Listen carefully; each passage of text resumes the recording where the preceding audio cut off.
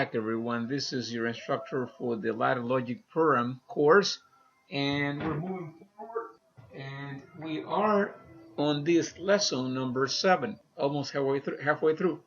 Looking into some of the rules for relay logic, it's good to know them because some of them may apply to ladder logic. One rule is that input devices would always be placed on the left side of the diagram. Okay, I'm going to show you here in a few diagrams how that's done. Rule number 2 is that input devices can be connected in series, parallel, and series parallel, just like we discussed before, the various forms of electrical logic configurations. Rule number 3, the output elements will always be placed on the right-hand side of the rung.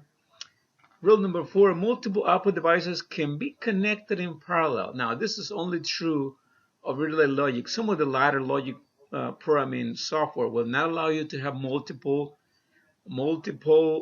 outputs connected in parallel. We'll explain that in a little bit.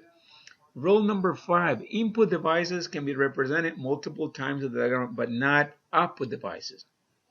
All right, number 6, bridge circuits are not allowed to be created. I'm going to show you how those bridge circuits come. And finally, diagrams, rungs, and components have to be labeled and described. That's really a good practice when you're designing ladder logic programs. So bear with me as we... Okay, so having said that, let me pull up my other slide here with more examples. There we go. We are talking about the need to put in the input elements on the left-hand side of the diagram. And here are examples. We have SW1, SW2, and PB1, switches 1, switches 2, and push button 1 on the left-hand side. And then that's where they belong. And of course, when I say rule number 3 here, that output elements will always be on the right-hand side, which in this case is our motor. So those are examples. We can actually apply rule number 2 to this one too, and that is input devices are connected in series in this case, right? What else other rule can we apply? There's no bridge circuit here, and we don't have multiple representations of the same input device. And of course, we're applying rule number 7 to this one, where there are some basic labels to the component. Minimally, you will want to have labels on the components, but also descriptions are also helpful, so that you can properly identify and document your project. Okay, let's see one other slide here. Slide number 2. Here's another example. Once again, applying most of the rules that we can. Notice that all input elements are on the left-hand side, number 1. Notice that we have actually series in the first run and series on the branch, which makes up for the series parallel connection. We got output elements, in this case the motor again, on the right-hand side. We don't have rule number 4 apply. All right, we don't have, yeah, we do have rule number 5, which means no, we don't have it, sorry. SW1 is only once, SW2 is only once, PB1 is only once, LS1 is only once, SW3 is only once. We have no bridge circuit, so that's good. And we have basic descriptions or labels for each one of the components of this ladder logic or relay logic rather design diagram. Okay, so we are reviewing the rules, and let's see, we probably got one more slide, actually 2 more. Here's another one. I will just be careful with this one here. This is the one where everything applies, but also the fact that rule number 4 says that multiple output devices can be connected in parallel. This is something that will potentially change as we do ladder logic, essentially because with most of the software that I know of, you will not be allowed to put multiple outputs on a single rung. In other words, your program will not run the application. I'm going to explain when that time comes, but you can represent multiple outputs on the proper rung, and rail on a relay logic, not on the ladder logic. Does it make sense? The relay logic allows you to put multiple rungs on a single rung, such as in this case we got 2, but this will not be the case when we are doing PLC ladder programming, okay? Just be mindful of that, okay? And I think we have one more slide. Yes, that shows you a more complex. Let's verify the rules here. Input devices are placed on the left hand side. That's good. We're meeting that one. Input devices can be connected in series. Yes, they can be series and parallel. Multiple outputs. We have multiple outputs. Input devices can be represented multiple times. I don't think we have multiple representation of the same device, but you can. Bridge circuits are not allowed, and this is an example of what we call a bridge circuit right here, right? That notice that we either need to get rid of SW4 and create an additional rung in connection with SW2. Is that right? Yeah.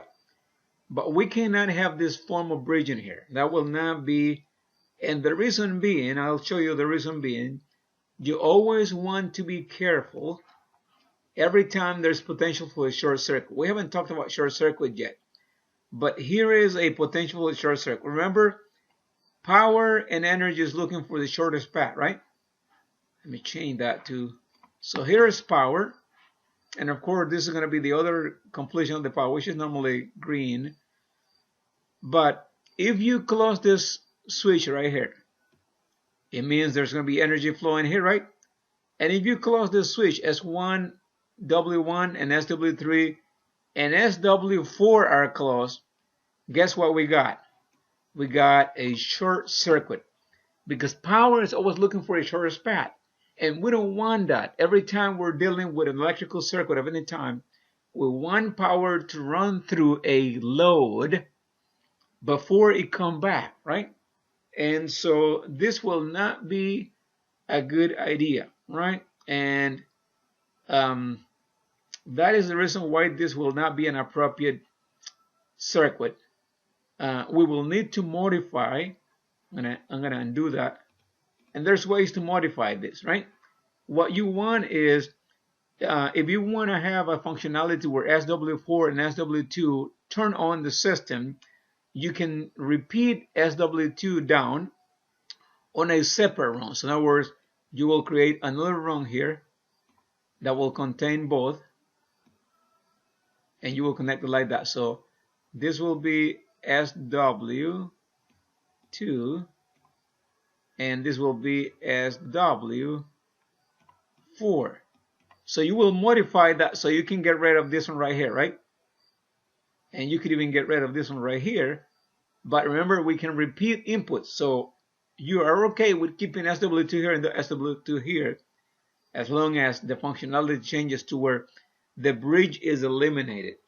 And we kind of met rule number 7 a little bit. Rungs and components have labels, but not descriptions. So it is a good practice to have descriptions on this relay logic programs, schematics, so you can actually provide greater detail on what the actual function of that schematic is. How are we doing with our time? I think we're doing pretty good. Yeah, we're doing pretty good. It's going to be a short video. So in review, we want to say that, again, input devices will be on the left-hand side. Output devices will be on the right-hand side. Rule number 3. Input devices can be in series or in parallel or in a combination. We've done that already. Multiple outputs are allowed just in the relay logic. In this case, we get multiple outputs.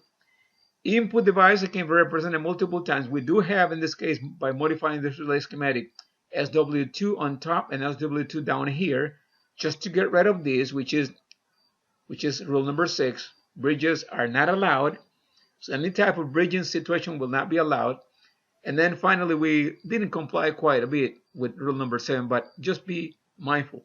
You need to document the program so that the next person, or if you're designing a relay schematic for a machine or system, it's going to deliver to a customer, you want that person to know how it is that the system works.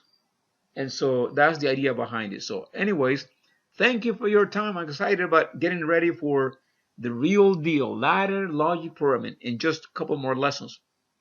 But this, I think, is a good foundation to that. So I will see you in our next class session.